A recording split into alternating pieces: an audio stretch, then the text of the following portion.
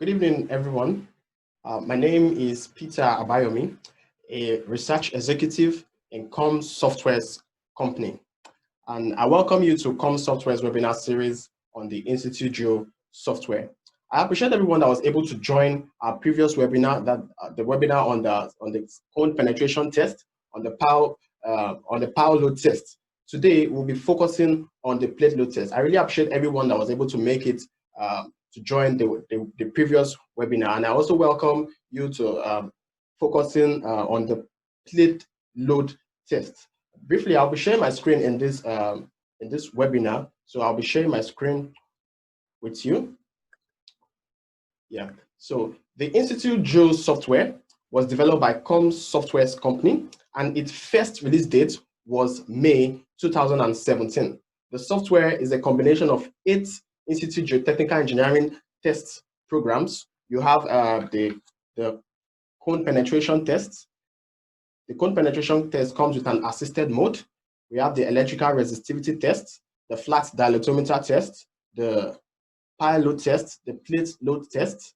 We have the pressurometer test, the standard penetration test.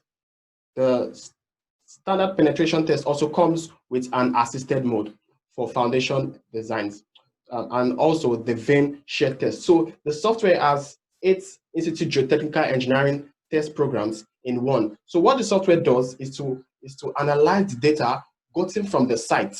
So you input the site data into the software, and you get correlations, you get designs, you get graphical representations as output from the software. There are several benefits of using the INSITU GEO software. You don't get to pay maintenance fee like other softwares. You get free updates as a licensed user, and if you need technical support as a licensed user, we give technical support, and the software is a one-off buy. It's a one-off buy, and it is the most affordable for the current features the software has. 8 INSITU Geotechnical Engineering test program in one, and you get to download a 1-month free trial of the software with all the features of the software unlocked. You can download it from our website at www.comsoftwares.com. So if you need our help using the software, you can contact us via our email. That is comsoftwares@gmail.com. So you can send us an email to schedule a Zoom meeting. If we cannot meet physically, you can schedule a Zoom meeting with us. So today we'll be focusing on the plate load test, how to analyze data from the plate load test. So this webinar is going to last for 30 minutes, and you'll be required to rejoin using the same link you used to join after I end this session after 30 minutes. So you click on the link again you used to join now to join the question and answer session. Okay, so without wasting much of our time, I'll move to the presentation. So I'll be sharing my screen.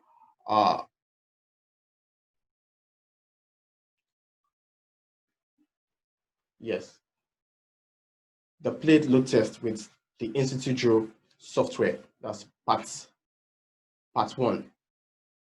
Yeah. Now, since it's not practicable to test a prototype foundation due to the factors like, say, the large loadings required, the time and the cost of a full-scale test, the plate load test or the plate bearing test, which is a short-term model test, it can be conducted. It can be conducted by assessing the force and the amount of penetration with time when a rigid plate is made to penetrate the soil. That vertical deformation and strength characteristics of that soil can be determined using the plate load test. And this test can be carried out on the ground surface. It can be carried out in pits or trenches. And this is a schematic diagram of the plate load test. So this is the bearing plate. This is the plate, and you have an hydraulic jack, and a load system. You have this system anchored to the ground. Okay, moving on.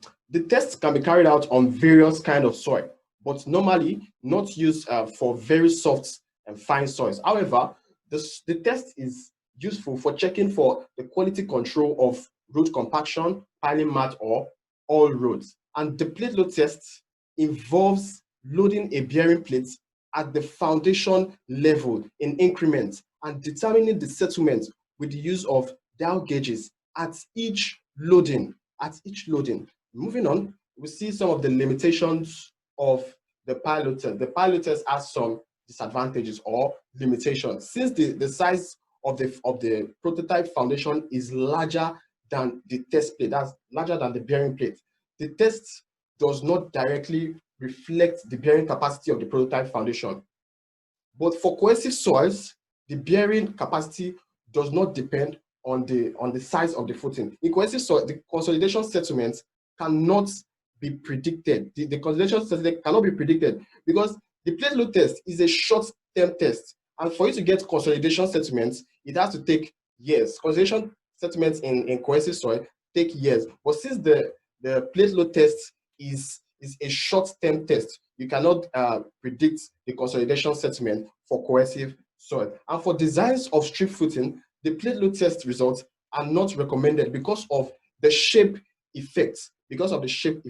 And another disadvantage or limitation of this plate load test is that the depth of the zone of influence. Usually, the zone of influence is calculated as is 2 times the width of the footing or 2 times the width of the plate. So for a bearing plate, the zone of influence will be within 2 times the width of the plate. So for a plate of say 0.2 meter width, the zone of influence will be to a depth of 0.6. That is 2 times 0.3. That's 0.6 meter. So if the prototype foundation width is say 1 meter, then the zone of influence will be to a depth of that's 1 times 2. That is 2 meter. So the characteristics of the soil below 0.6 to 2 meters will not be captured with using the plate load test, except for soils that are homogeneous. So these are some of the limitations of the plate load test. And there are methods of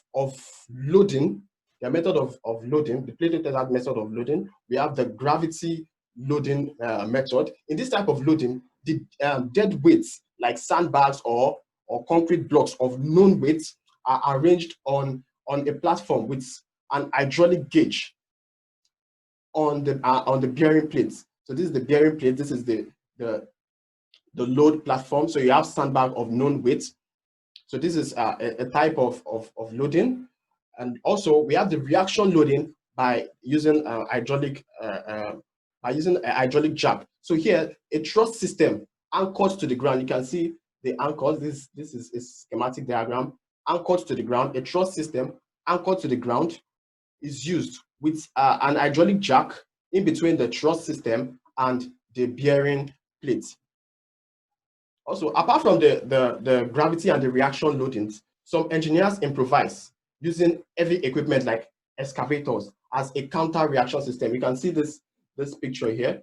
You can see an heavy equipment used as a counter reaction system, and you see the hydraulic jack and the bearing plate with the settlement gauges. And here is a video, just a short video.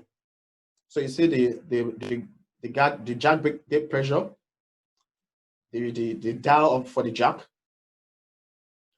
That's to record the pressure. Then you have the hydraulic hose. Then these are the settlement gauges. So you have to set up the dial gauges to record the settlement of the bearing plates. So this is how the plate load test is usually carried out. So this is how it is carried out. So moving on. Yeah, moving on. In carrying out the test, plates ranging from say 0.3 meters to 750 millimeter size are used with a minimum thickness of 25 mm. That is 25 mm minimum is recommended to prevent bending of the plate upon the application of load on that plate. At least 2 or 3 dial gauges are used to measure the settlement when carrying out this test. And the test pit, the width of the test plate should be at least 5 times the width of the test plate. So for your test pit, the the width has to be at least 5 times the width of the test plate. For example, if you have a 300 millimeter plate width, then the size of the plate should be, that's 1.5 meter, that's 0.3 times 5. So you get 1.5 meter wide plate. So, and the ratio of the depth of the plate to the width of the plate should be equal to the ratio of the depth of the footing to the width of the footing. And there are several procedures for carrying out the plate load test. So we have here BS 13779, part 9, 1990. So this procedure has to do with excavating to the test depth, then applying the load in increments and unloading afterwards. Then the load is applied in increments of 5, and the settlement taken at 30 seconds interval for the first 2 minutes and 1 minute interval after thereafter, until there is no detectable movement of the bearing plate.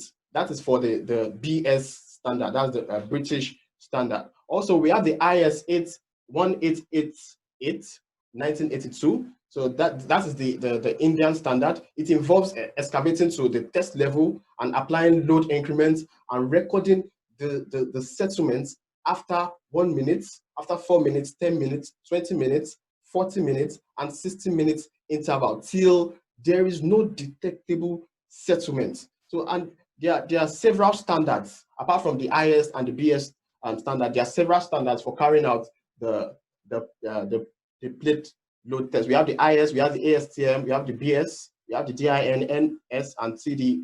Okay, and we have the OCEL's 1929 method of plate load test. We have the OCEL's method of plate load test. OCEL suggested 2 load plates of different sizes. That's different plate sizes, and he used this relationship.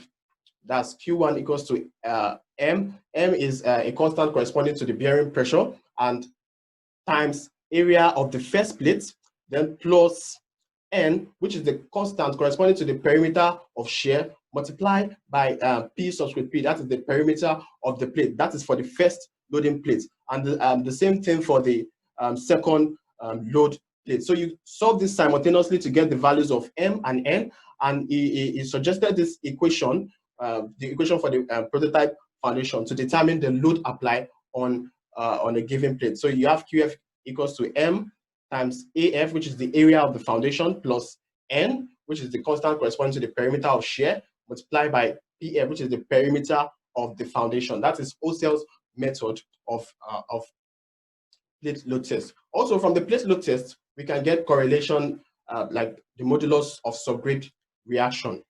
In structural analysis of foundation members, the modulus of subgrade reaction is given as the ratio of Q, that is the soil pressure, and the deflection. Wissig in 1961, it proposed a relationship to get the modulus of subgrade reaction by relating Poisson's ratio with settlement influence factor and moment of inertia and soil modulus. So he gave this relationship to determine the modulus of subgrade reaction, and this equation can be simplified to this. Okay, and also Bowell's 1997 suggested approximating the modulus of subgrade reaction by using this relationship. That is 40 times the factor of safety times QA, which is the allowable bearing capacity. That was Bowell's 1997. Also, Bowell's 1937, he suggested this relationship. He related the flexural rigidity of the foundation with Poisson's ratio and the modulus of elasticity. Sorry. So this values for subgrade modulus of subgrade reaction were given by Biot 1937. Also, from the plate load test, we can determine the CBR, that is the California bearing ratio. Using this relationship, that CBR is equals to 6.1 times 10 raised to power minus 8 times K subscript 726 raised to power 1.733. And this K 62, which is the modulus of subgrade reaction, can be determined by P, that is the applied pressure under the plate loading, divided by the displacement, which is usually 1.25 millimeter times a factor.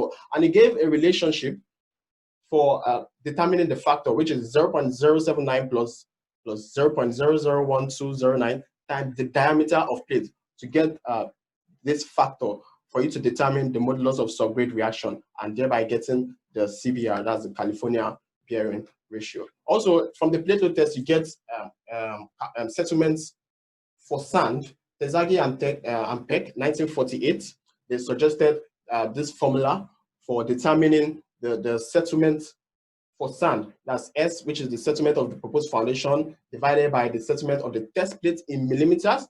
Then the width times the width of the plate plus 0.3 over the width of the plate. This B is the width, the size of the proposed footing in meters, and B plus 0.3 all squared. And for clay, he gave this relationship for determining the settlement in clay from the plate load test. Also, on drain shear strength calculations can be gotten using this expression.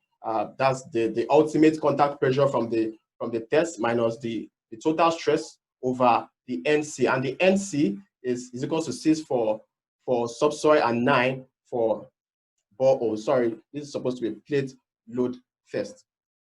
Okay, and the INSITU GEO software, you can get most of this, you can get all of these correlations. You get the bearing capacity, you get the modulus of subgrade reaction, you get the soil elastic modulus, you get the California bearing ratio, and you get the undrained shear strength using the INSITU GEO software. And the software gives presentable graphical representations. You get several graphs based on different standards, and the software gives presentable result sheet that can be printed by pressing Control P. And without wasting much of your time, let us move on to how to use the software to analyze the plate load test. So I'll be sharing a screen of the INSITU GEO software.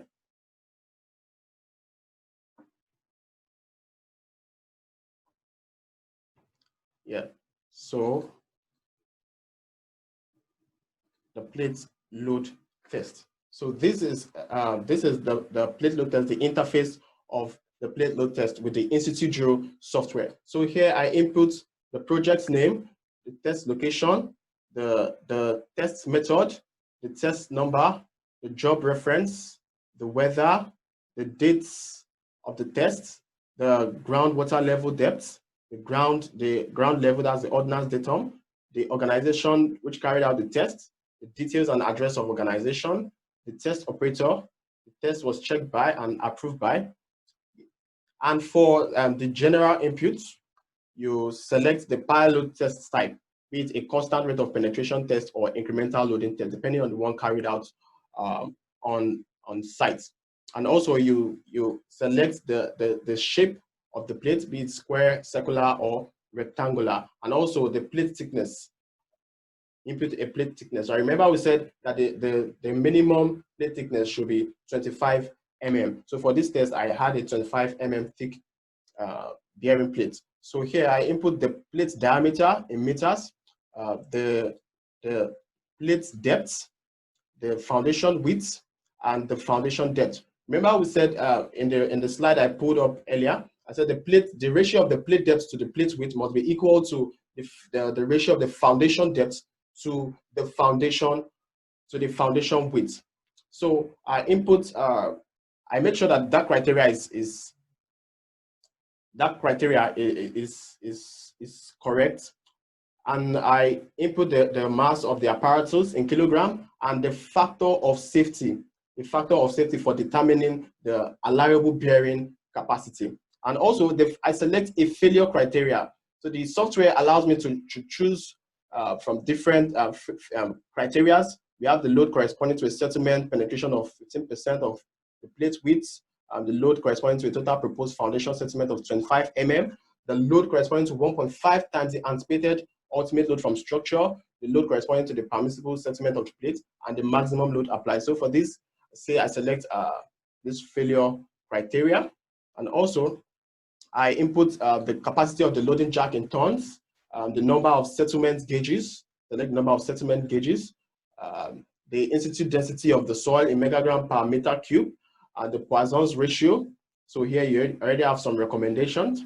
The settlement calibration, if your settlement gauge measures directly in millimeter, just input 1. You can see the notification here. So, and how was the reading taken? Is it in kilonewton per meter squared or in kilonewton? So you select. Also, the moisture content of the soil. Then you select the major soil type, either it was a cohesive soil or a cohesionless soil. And also, you select the test position, be it in a borehole or a subsoil surface, depending on how you carried out your test. And also, you input the borehole diameter if it was in a borehole. Okay, and here, this session, you have Ocell's method of determining the safe bearing pressure for settlement consideration. So remember we said in Ocell's method, we have 2 bearing plates. So you select the shape of the plates. You select the shape of the plate for the Ocell's method, with a square, circular, or rectangular shape. And the load applied for the first plate, the width of the first plate, the load in kilonewton, the width in meter, and the load for the second plate, and the width of the second plate in meter. Then you select what to determine. Say you want to determine the permissible load, or you want to determine the dimension of the foundation footing. Okay, so since I want to determine the permissible load, so I have to input the width of the footing. Say I want to determine. So if I was to determine the foundation dimension of the footing, I'll be asked to input the permissible load. So I want to determine the maximum pressure load. So permissible load, sorry. So I input the width of the footing, say 2 meters, and I get the maximum permissible load for the Ocell's method. And moving on to the input table. So this is the input table. Here I input the dates the test was carried out, and the time, the individual time of load application, and also the individual applied load in time. So this load was applied for 15 minutes, 15 minutes like that. And also you record the temperature if you have the data for your temperature, and also the bearing pressure in kilonewton per meter squared. So you input the bearing pressure, and you get the load from your bearing pressure. So automatically the software gives you that, and also the jack gauge pressure in bars. So you input for each loading, you input the readings from the settlement gauges, from the dial gauges. So you input for each increment, for each loading and unloading, you record the readings from your dial gauges. Okay, I'm moving to the output table. Check out the output table. Okay, so we get cumulative elapsed time in minutes for the loadings. You have the jack gauge pressure already, the load, the bearing pressure. Then you get the total settlement, that's the average settlement reading in millimeters, and you get the settlement rate in millimeters per minute. Also, check out the output calculations and general details. So with the software, I get maximum applied load and the maximum applied pressure beneath the plates. I get the maximum settlement of plates, permissible settlement of the plates, the recommended depth for the test of the plates, the proposed settlement of the foundation, the bearing capacity. So I get the bearing capacity for the test, and the allowable bearing capacity after dividing by the factor of safety from the input general, and I get the modulus of subgrade reaction in kilonewton per meter cube. I also get the soil elastic modulus. I get the California bearing ratio and the undrained shear strength. It is worthy to note that the values for the CBR and the undrained shear strength can be gotten with a circular plate. When you select a circular plate, when a circular plate is used. Okay. Now let's check out the graphical representations. So click to move to output graphs. Okay. So each of the graphs in this software are required by different codes and references and text based on the standard approach recommended in them. So to enable the software capture or accommodate for various standards, so you have several graphs according to different standards. So you have the load, the bearing pressure to settlement graphs. You have the Abbott's method as the bearing pressure to settlement. You also get this, the load settlement curve. You have the bearing pressure to settlement rate in millimeter per minute. That's this here. You get the load to the settlement rate in millimeter per minute. You get the logarithmic graph of the cumulative elapsed time in minutes to the settlement in minutes. And here you get the time load curve. So you can, from this time load curve, you can get the total amount of time, the total amount of time in minutes the load was applied or the test was carried out. And you also get to know the time at which each load was sustained. Each load, you get to determine the time at which each load was sustained, and you get how long the design load was sustained. Okay, so that is for this time load curve. Okay, and also get the cumulative elapsed time to the settlement in minutes. So these are the graphical representations I get from the software. Okay, now moving on to the result sheets. So the INSITU GEO software allows me, it gives me a presentable result sheet. So I have all my details, the general details. Okay, this is the result sheet, the failure criteria. I get everything from my general inputs. Okay, you can see. Yeah, I get this too, the OCELS method. So this is the session for the OCELS method, and all my graphs, all the graphical representations, I have them.